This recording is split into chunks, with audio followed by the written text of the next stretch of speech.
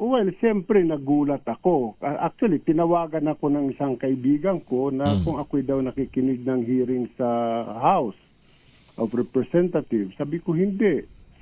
So sinabi niya na mayroong in-execute na supplemental affidavit si Madriaga at yun daw ay binabasa doon sa hearing ng Committee on Justice. So humingi ako ng screenshot sa kanya kung anong sinasabi sa affidavit, sa supplemental affidavit. Nabasa ko yun, parang nagulat ako na ba't nasdamay ang pangalan ko. At pag binusisi mo yung allegation, pilit na isinama ko. Nakalagay, Ombudsman Samuel Martires or Ryan Kilala.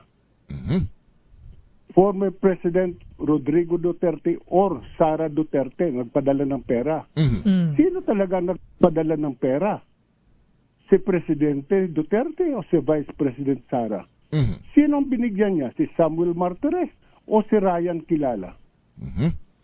Yung original affidavit niya, mayroon siyang original affidavit which he executed sometime in November of 2025. Wala siyang binabanggit na Samuel Martires. Ang binanggit lang niya doon, nag-deliver siya ng pera, nandun sa trunk ng isang kotse.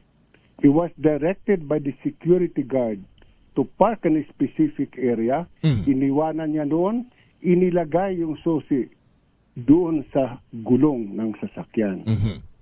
Yung sasakyan na yon ay Vios. VIOS. Vios ba yun? Vios. Vios. Toyota Vios. Opo. That was the original affidavit. Tapos nakita niya na pagkaalis niya, mayroong nagmaneho, inilabas yung Toyota Vios na yun sa ombudsman.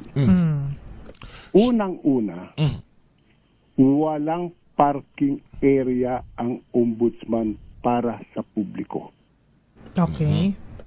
Wala kaming designated parking spaces doon.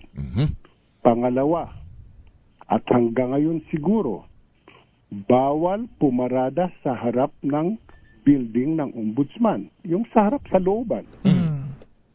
So paano siya papaparadahin ng gwardiya na ang nakakapasok lang sa loob ng compound ng ombudsman ay mga sasakyan na mayroong decal o mga government officials katulad ng mga congressman or ambassadors.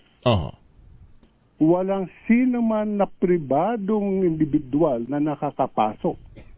Maliban lang sa sinasabi niya, siya daw ay ahente ng National Security Advisor sa counterterrorism. But if you check the records of the National Security Office, there is no such name as Ramil Madriaga. Ito yung mga tao na hindi alam magsalita ng totoo. Ang alam na lang na sa buhay ay manira ng kanilang kapwa. Ako pinababayaan ko na ito, kaibigang Henry. Kasi nag-i-enjoy ako. Actually, wala ako sa Metro Manila ngayon. Town. Galing ako sa isang baryo dito sa somewhere dito sa Cordilleras. Nag-enjoy ako sa Kamamarites. Sarap ng buhay ng retiree. Kanya lang, Partner Justice, ang inyong pangalan ay matagal niyong pinakaingatan. Di naman may pagkakaila. Kaya iyan na kayo ay naging Associate Justice ng Korte Suprema at yan naman achievement na yan ay hindi basta-basta lamang po yan na nakukuha sa madaling pamamaraan at kayo rin ay naging ombudsman. At ang masama nito, kung kaya kayo talagang pinilit naming mahanap at makausap sapagkat may pamilya kayo, may mga anak kayo, may mga apo kayo na tila'y marahil naman ay mas nasasaktan at masasaktan pagka po hindi ito naitugma kung ano man yung paratang sa inyo. Gusto ko lang bigyan ng punto yung salitang or kanina na binabanggit ninyo. Ryan Kilala or Samuel Martires, Rodrigo Duterte or Sara Duterte, partner. Sa lingwahe ho ba ng batas, pag sinabing or Ano ho bang kahulugan niyan? Hindi ka sigurado? Hindi mo tiyak? Ano ho bang interpretasyon diyan? Sa madaling, sa ordinaryong English grammar, parang hindi ka sigurado. Or, so sino nagbigay sa kanya? Rodrigo Duterte o si Sara Duterte? Minsan lang siya pinag-deliver ng pera, sabi niya doon sa original affidavit. So sino nagpadala? Si Rodrigo o si Sara? Sino ang pinabibigyan? Si Samuel o si Ryan? Wala siyang sinasabi, walang ebidensya. Ang kinasasama ko lang ng loob, at ito'y sasabihin ko ng lantaran ngayon. Yung House Committee on Justice should have first read the affidavit of Ramil Madriaga. Sana tiningnan muna nila alin sa mga allegations sa affidavit ang natutugma sa impeachment complaint labang kay VP Sara Duterte. Those allegations that has nothing to do with the allegations in the impeachment complaint dapat hindi pinabasa. So anong nangyari rito? Parang isang fishing expedition na tinatawag namin ng mga abogado. Fishing expedition. Naghahagilap ka ng isda para sa isang malaking lambat baka sakaling makabingwit ka ng isda. Ang problema, kuminsan, ang nakukuha mga butete. Okay? In legal parlance, what you actually uncover in fishing expeditions are wrongdoings that has nothing to do with a specific complaint that is before your committee. Alright. Yun lang ang kinaano ko. Si Congresswoman Luistro, didiretsuhin ko na dahil siya naman ang chairperson. Opo. Hindi niya sana hinayaan ito. Dahil ang nangyayari ay sinira ni Madriaga ang integridad ng maraming tao nang wala namang ebidensya. At hindi naman ninyo kaabat-usap sa impeachment complaint? Wala naman. Katulad ng sinasabi niyang pinadalan ako ng pera. O si Ryan kilala. Ano yun? Regalo? O bribe? Walang sinasabi. Opo. Alam naman ng buong mga sa legal profession at kahit sa labas ng legal profession, sa mga pinagsilbihan kong husgado, mula nang ako'y RTC sa La Union, hanggang sa nagsandigan bayan ako, hanggang umabot ako ng Supreme Court.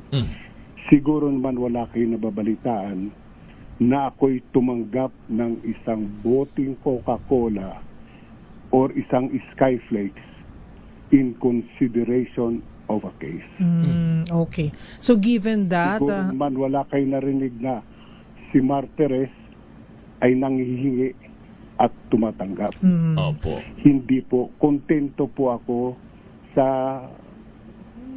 yung kahirapan ng buhay. Ang tingin ko lang dito sa nangyaring ito, dito sa sinasabi ng House Committee on Justice, exploratory hearing, diba? Para silang nagkakandak sila ng further clarificatory hearing. In legal parlance and among investigators, when you conduct a clarificatory hearing, you limit your questions to the complaint that is filed before you. You limit your questions to the evidences that are on hand. Opo. You do not call other witnesses or gather other evidences that are not included in the complaint. For that would be already acting on behalf of or taking the cudgels for the complainant. So dito, sinong complainant ngayon? Parang lumalabas dito, patawad ako ng mga miyembro ng Committee on the Justice kasi karamihan doon kilala ako. Opo. Karamihan doon ay nagkaroon ako ng ibig sabihin opisyal na trabaho sa kanila. pagpatawad nila. Pero nangyari dito, parang ang nagiging complainant dito pagdating ng araw will become the Committee on Justice and not the ones who really filed that impeachment complaint against the Vice President. Okay. So, at least... Sa akin, itong nangyari na ginawa ni Madriaga, insulto ito sa aking kahirapan. So, Sabi mo nga, kaibigang Henry, Opo. matagal taon na hinalagaan kong aking integridad. Matagal na taon na ako'y naghirap ng kahirapan. Ngayon nagtatamasa ako ng kahit papano ng fruits ng aking retirement. Sisirain mo pa yon, iinsultuhin mo pa ako. So, Justice, ano sa tingin ninyo, at marami na rin siguro ang nagtatanong, ano po ba ang motibo? Bakit idinawit ang inyong pangalan nitong si Ginoong Ramil Madriaga? Nako, kaibigan, kung alam ko lang kung anong motibo nila, hanggang ngayon hindi ko pa rin masagot. Ang pabirong sagot ko na lang siguro naiinggit sila dahil gwapo ako, sila hindi. Ganun na lang yung mga para kasi alam mo, Karen, pag ako'y nagalit, sila'y tumatawa eh. Pag ako'y nagalit, di ba, tataas blood pressure ko. Correct, Samantalang itong mga taong sinisiraan ako'y tumatawa ng tumatawa. So bakit hindi na rin ako tumawa? Kaya mamasyal ako na lang, di ba? Opo. Sa katotohanan lang, kanina lang habang ako'y pauwi, naglalakad, biglang may umano sa akin at nakipag-picture dahil sabi niya, alam nyo, isa ko sa mga tagahanga nyo, nakakataba ng puso yun. Dahil alam nito mga tao ito na sabi ko, yung pinagsilbihan kong mga, na wala akong ginawang kalukuhan sa buhay ko. Okay. Pero given nga po na inilutang na po ang inyong pangalan, ano po ba ang inyong magiging desisyon sakaling ipatawag naman po kayo sa House Committee on Justice? Kayo po ba ay willing na pumunta at magsalita? Well, why not? If they will seek for my opinion, but ganun sinasabi ko, sana itigil na nila yung sinasabi ng clarificatory hearing because it is resulting in a fishing expedition. And I think Chairperson Luis Tru understands what I'm talking about. A fishing expedition is not, kumbaga sa it's looked upon with disfavor kasi parang naghahagilat ka lang ng ebidensya para ibin mo ang isang tao. Ang nangyayari, sinisiraan mo naman yung ibang tao bago mo maabot yung iyong ma-attain yung iyong objective. Hindi naman maganda yun. Okay, Justice, ang parang pinalalabas po rito ay talagang si Ginoong Madriaga ay lubos at lubha ang pagtitiwala ni dating Pangulong Rodrigo Duterte at ni Vice President Sara Duterte para ang isang ombudsman ay ipagkatiwala sa kanyang mga kamay at ang pagdideliver ng pera ay iiwanan na lamang sa isang parking lot. Ito ho ba'y... Does it make sense? I'll go straight. Does it make sense?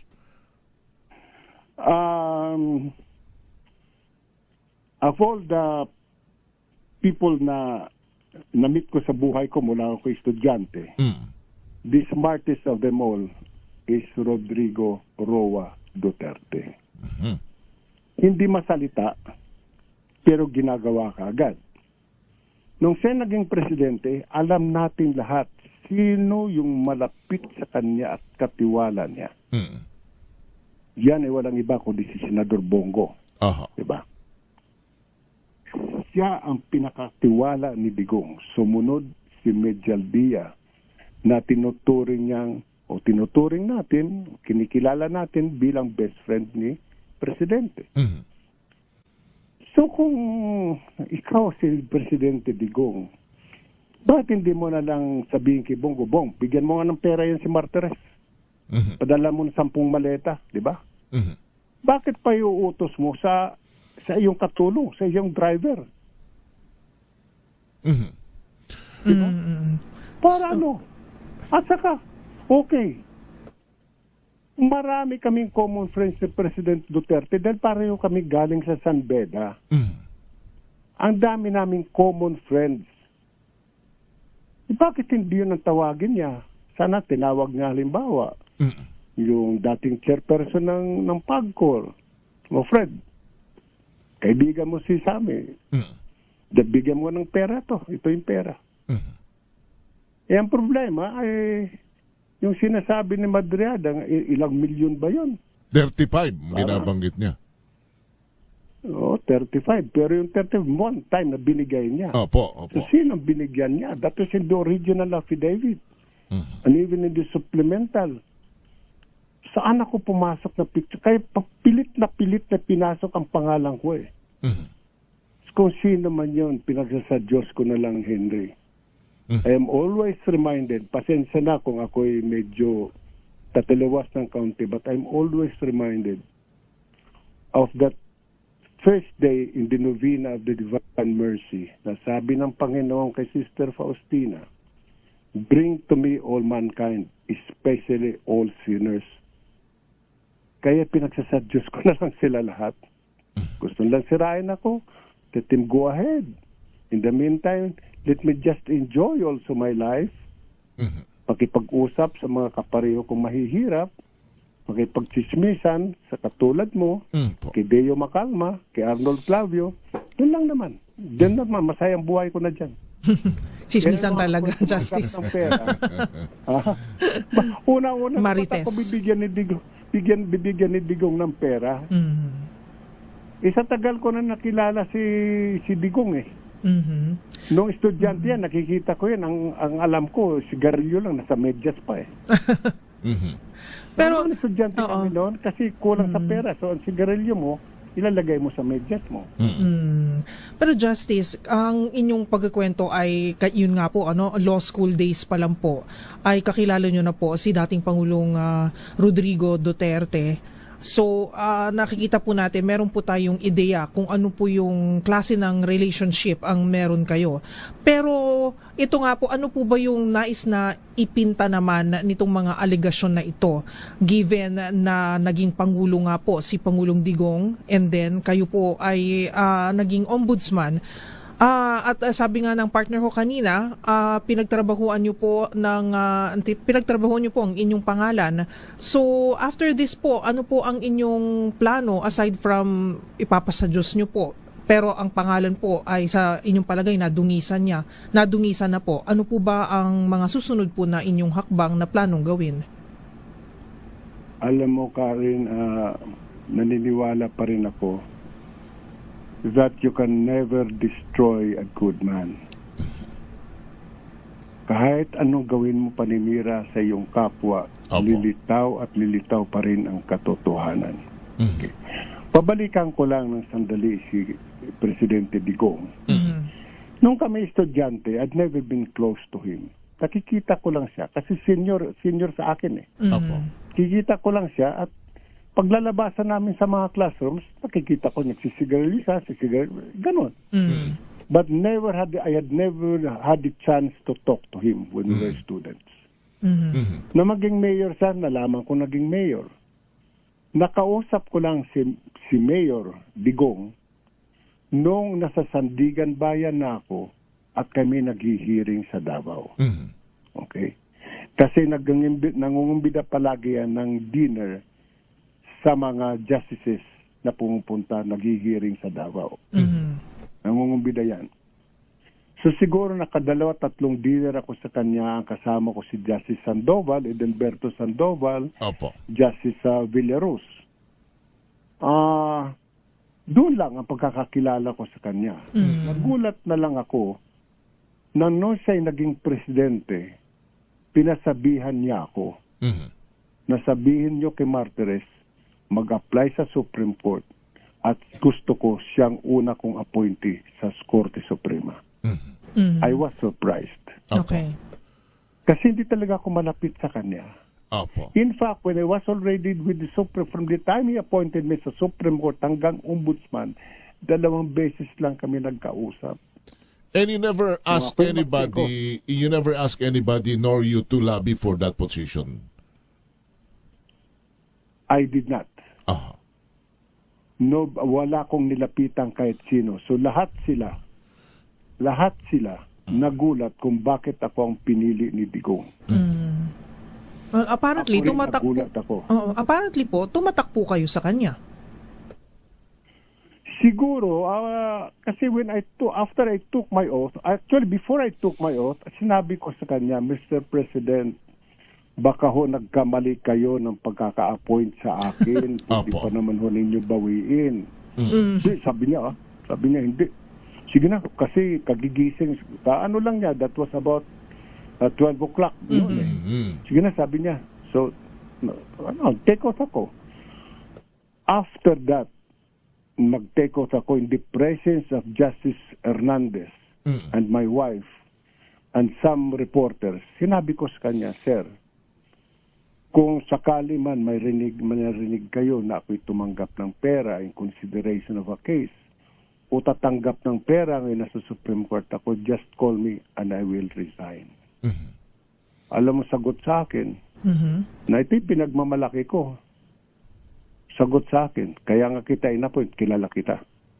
At marahil Hindi ko gawin yan. na-profile naman na kayong mabuti bago kayo. Siguro nga. Kasi sabi ko, hindi naman ako nag-volunteer na mag-apply sa Supreme Court eh. Opo. Alam yan ng mga justices ng Sandigan na wala akong balak. I was already prepared to retire doon sa Sandigan Bayan. Opo. At kayo ngayon, Pinipilit nila ako. at partner, binabanggit nga ni Ombudsman, ni Justice Martires na simula pa siya maging RTC hanggang siya umabot dito, wala namang nag-complain, wala namang lumutang, wala ring magugugel. Siguro yung Google naman napakabangis, AI napakabangis naman nito, Samuel. Justice Samuel Martires, sir. Palagay ko ho ay kung may anumang record kayo lumabas na sa pagsisiyasat at sa research, lalo na ho ng mga mapanuring netizens. Siguro kasi ang numero uno ng mga chismoso sa profesyon namin ay mga abogado rin eh. So, at hindi lang abogado kasi ganito lang naman yan sa buhay eh.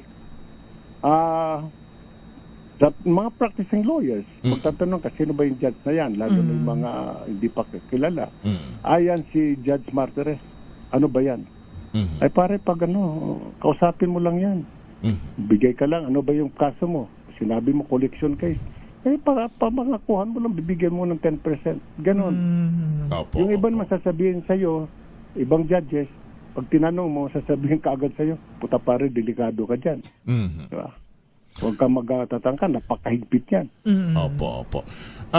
Justice, judging not by his character or by kung sino man siya, kung ano man ang kanyang kaso, but judging by his affidavits, ano ang sa tingin ninyong kahahantungan nitong paggamit ng bilang testigo kay Madriaga? If you may answer, Justice. If you are going to use the affidavit of Madriaga, Opo. wala akong nakikitang impeachable offense dun sa sinasabi ni Madriaga. So ano po ito? Anong What is the purpose of what the is the purpose? affidavit? In the weight. Hindi ko alam. Because yung sinasabi ginastos yung confidential fund na mayroon din report kanina na nabasa ko na dinisallow yung liquidation ng Office of the Vice President amounting to about more than 70 million. Is that an impeachable offense? Pinababalik lang sa kanila yung pera.